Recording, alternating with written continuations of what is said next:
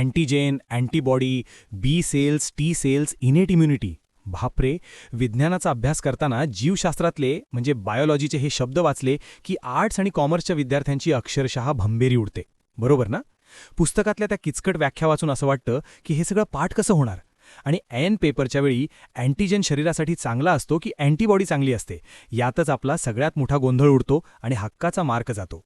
पण मित्रांनो, विज्ञानाचं हे टेन्शन आता कायमचं विसरा. तुमचं मनापासून स्वागत आहे दिव्यक्रांती अकॅडमीच्या आपल्या या खास सिरीजमध्ये, जिचं नाव आहे 10 मिनिटात टॉपिक क्लिअर.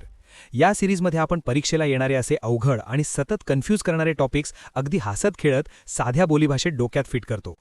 आजचा आपला गोल टॉपिक आहे इम्युनिटी म्हणजे रोगप्रतिकारशक्ती. आज आपण अशी एक भन्नाट पिक्चरची स्टोरी बघणार आहोत की रात्री झोपेतून उठून जरी कोणी विचारलं की अँटीबॉडी म्हणजे काय, तरी तुम्ही अचूक उत्तर द्याल. तयार आहात सगळे? चला तर मग वही पेन बाजूला ठेवा आणि सुरू करूया. मित्रांनो, मला माहिती आहे, प्रिलिम्समध्ये सायन्स या विषयाची भीती खूप मुलांना वाटते. आपण इतिहास, भूगोल, गोष्टींमधून पाठ करतो, पण सायन्सच्या पुस्तकात फक्त फॅक्ट्स असतात. पण स्पर्धा परीक्षेत सायन्स सोडलं तर रिझल्ट येत नाही, हेही तितकंच खरं आहे. पण काळजी करू नका, आयोगाला तुम्हाला डॉक्टर बनवायचं नाहीये. त्यांना फक्त तुमचे बेसिक्स क्लिअर आहेत की नाही हे तपासायचं आहे. आज आपण इम्युनिटी म्हणजे काय हे एका देशाच्या आणि सैनिकांच्या उदाहरणावरून बघणार आहोत. एकदा ही गोष्ट डोक्यात गेली की सायन्सचा कोणताही प्रश्न येऊ द्या, तुम्ही तो लॉजिक लावून सोडवाल. आता पुढची 5 मिनिटं तुमचं लक्ष स्क्रीनवरून अजिबात हलता कामा नये बरं का. लक्ष इकडे तिकडे जाऊ देऊ नका. ही गोष्ट डोळ्यांसमोर व्हिज्युअलाइज करा. मित्रांनो, असं समजा की आपलं शरीर म्हणजे आपला देश आहे आणि बाहेरून हवेतून किंवा पाण्यातून येणारे जे रोगजंतू असतात म्हणजे बॅक्टेरिया किंवा व्हायरस, ते म्हणजे आपल्या देशात घुसखोरी करणारे दहशतवादी आहेत, टेररिस्ट आहेत. आता आपल्या देशाला वाचवण्यासाठी 2 प्रकारची सिक्युरिटी असते. आपल्या शरीरातही 2 प्रकारची इम्युनिटी असते.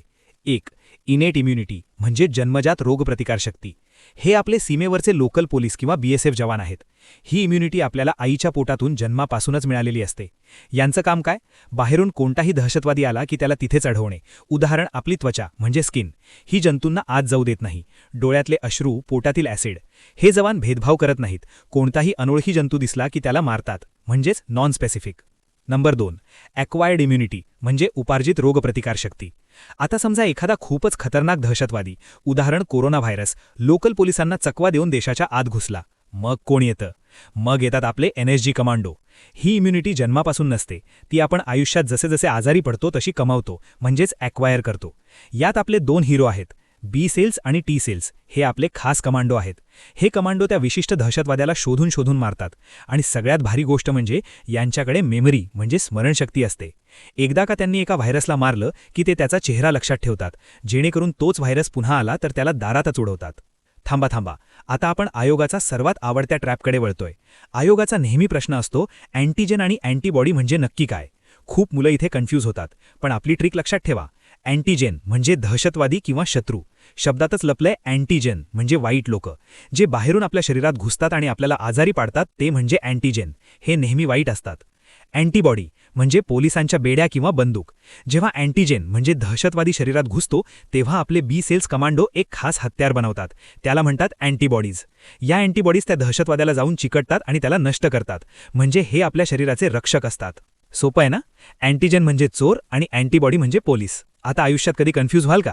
जाता जाता एक गोल्डन पॉईंट सांगतो ज्यावर हमखास प्रश्न येतो. ॲक्टिव्ह इम्युनिटी म्हणजे सक्रिय.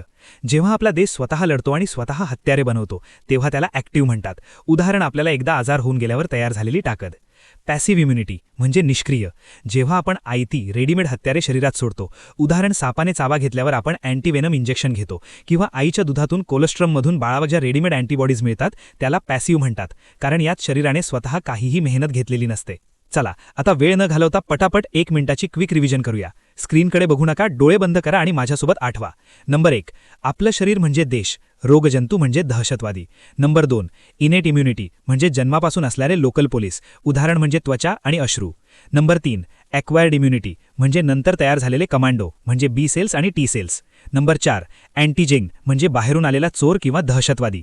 नंबर 5, अँटीबॉडी म्हणजे आपल्या शरीराने बनवलेलं हत्यार किंवा रक्षक. नंबर 6, ॲक्टिव्ह म्हणजे स्वतः लढून मिळवलेली ताकद. नंबर 7, पॅसिव्ह म्हणजे रेडीमेड मिळवलेली ताकद, उदाहरण म्हणजे आईचं दूध. झाले का सगळे बेसिक्स क्लिअर? आता आयोगाला कसाही कितीही फिरवून स्टेटमेंट बेस प्रश्न विचारू द्या, दिव्यक्रांती अकॅडमीचा विद्यार्थी साध्या लॉजिकने तो प्रश्न सोडवणार म्हणजे सोडवणार. मित्रांनो, सायन्स असाच दैनंदिन जीवनातल्या गोष्टींमधून आणि ट्रिक्समधून शिकायचा असतो.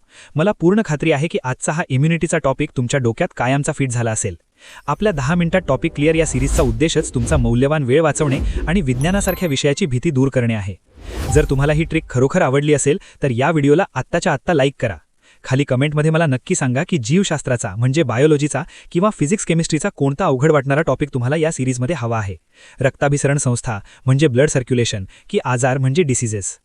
तुम्ही दिव्यक्रांती अकॅडमीच्या चॅनलवर नवीन असाल तर सबस्क्राईब करायला विसरू नका आणि बेल आयकॉन नक्की दाबा. पुन्हा भेटूया पुढच्या व्हिडिओमध्ये एका नवीन आणि भारी ट्रिकसोबत. तोपर्यंत अभ्यास करत रहा आणि स्वतःवर विश्वास ठेवा. यश तुमचंच आहे. जय हिंद, जय महाराष्ट्र.